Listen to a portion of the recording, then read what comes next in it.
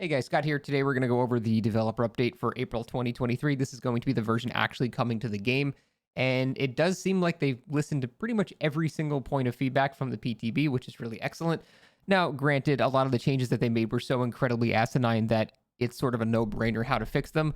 But let's be real, the bar is not super high. So I still think they did a fantastic job. And this is honestly something out of a April Fool's joke video that I would make where I just, go over every change I would like to see because they pretty much listened to every single change that people wanted. And let's start with the biggest one, which was healing. So, what they did originally was make all healing slowed down by like 33%. It was 8 additional seconds to heal yourself, to heal any other players. And it was just not a very good idea because the whole point is altruistic healing has never been overpowered because it requires two separate people. And that means that the gen progress is going to be a lot slower because two people have to run next to each other, then heal, then spread back out. It takes a lot more time, so you don't want to punish that. In fact, you want to incentivize altruistic healing because that naturally slows down the game. Even though they do get healed, they're not on gens for a while, and that's still good for the killer. So you want to incentivize that because it's just a healthier gameplay experience for everybody. However, what people did was just bring green medkits with add-ons and stuff like that, and they were healing themselves in 10 seconds. And so self-healing was always the issue. And it seems like they've reverted altruistic healing changes and they've buffed up medkits. However, now medkits have a strong debuff if you're healing yourself in terms of the speed and the efficiency. So basically, all this boils down to we didn't get a healing nerf, we just got a very strong medkit nerf, which is pretty much what I've been asking for 6 years. So that's good. So you're still going to be able to heal other people with your fancy heal build, and we'll make it in Binding Knowledge in 6-7 seconds. I don't care. That's fine. As long as it's occupying two people, it's balanced. It's okay. But if you're healing yourself, it's going to be significantly slower. If you throw on something like Botany Knowledge, for example, it's going to be faster. But now, because the efficiency of medkits has been basically cut by 33%, you're going to basically just dedicate your entire medkit just to charge add-ons to be able to get one heal. So it's going to definitely affect self-healing quite a bit, but altruistic healing is really not going to be very effective very much at all. And that's, I think, exactly what they had to do. So overall, very good change there. They did a bunch of little minor add-on tweaks. Nothing really matters there. But for the most part, this is a very good change. They have finally nerfed the self-healing of medkits without really touching the altruistic healing that no one complained about. So overall, very good stuff. Hillbilly, they basically just went back and just undid the Death Engraving and Doom Engraving add-ons. These are the add-ons that make Hillbilly go faster in exchange for a slightly longer charge time. Basically, nobody asked for this downgrade. I don't know why they did this to begin with. So again, I feel weird complimenting them for fixing.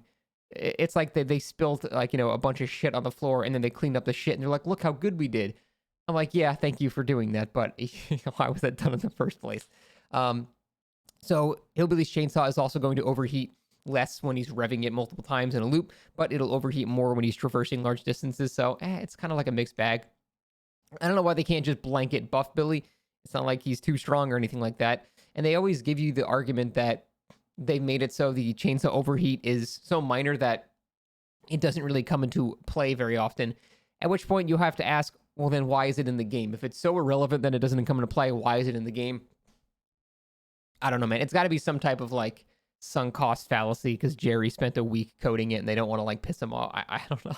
It's just such a nonsensical thing. But look, at least we have this scenario where it's going to be a bit better to play and you can still have your Doom engravings now. So that's good. Dead Hard. So Dead Hard on the PTB, it only activated once you got a safe unhook on somebody, much like, We're Gonna Live Forever's activation or Deliverance, or I guess Deliverance also had that too. So it was basically like that. So they've changed it now so that Dead Hard now becomes active when you yourself get off the hook. And so this is both stronger and weaker for Killer.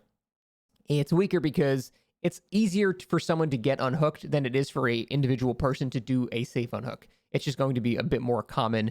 But it's also stronger for Killer because now the Killer will know exactly who has Dead Hard and when they will have it. As long as they're keeping track of who's been on the hook, they'll know, okay, no one can Dead Hard in their first chase, but after I've hooked this person, okay, I did hook this Dwight, so now I have to prepare. Maybe he does have Dead Hard. This will still tone down the amount of Dead Hards we see per match by quite a bit, but it still is now, I guess, usable because before, when they made it so it deactivates after a safe unhook, this is pretty bad. However, their logic here doesn't really make too much sense.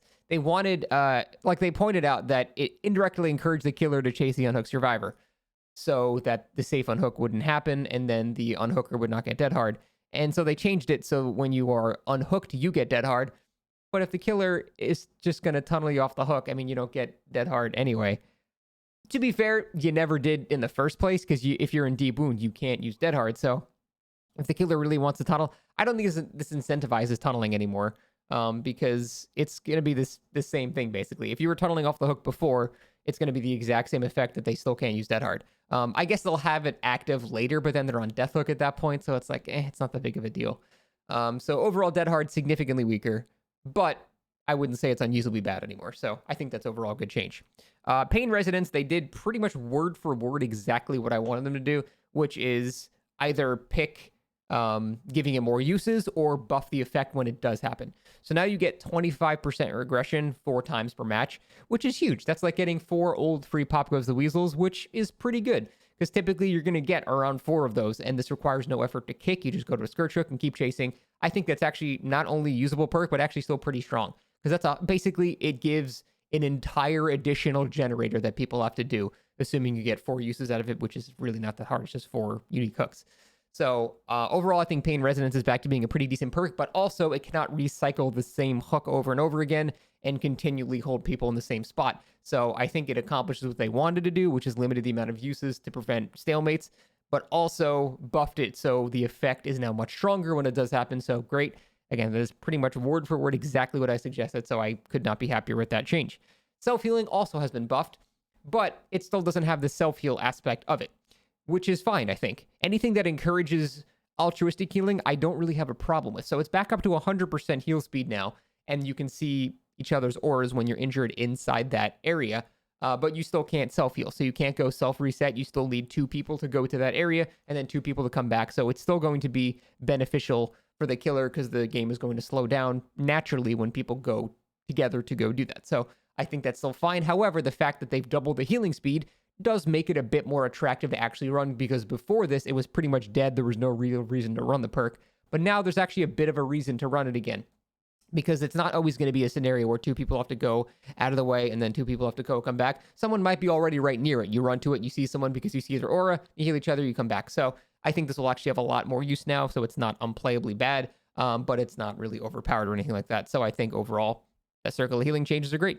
Finally, that one absolute dog shit tile on Auto Haven with that one tiny pallet has been changed a little bit. I can't really tell from this image what exactly has been made better.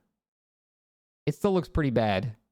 I'm not going to lie. It doesn't look like there's much there, but they wanted to make it a bit better, I guess. We'll have to play it out. I don't really see the correct way to run this from this image, but I guess we'll see. Overall, though, healing change is great. Hillbilly reverting to Doom Engravings change, great. Dead Hard change, great. Circle of Healing change, great. Pretty much all great. I have pretty much no complaints, which is the sole basis of my channel, so I have nothing else to say. Goodbye.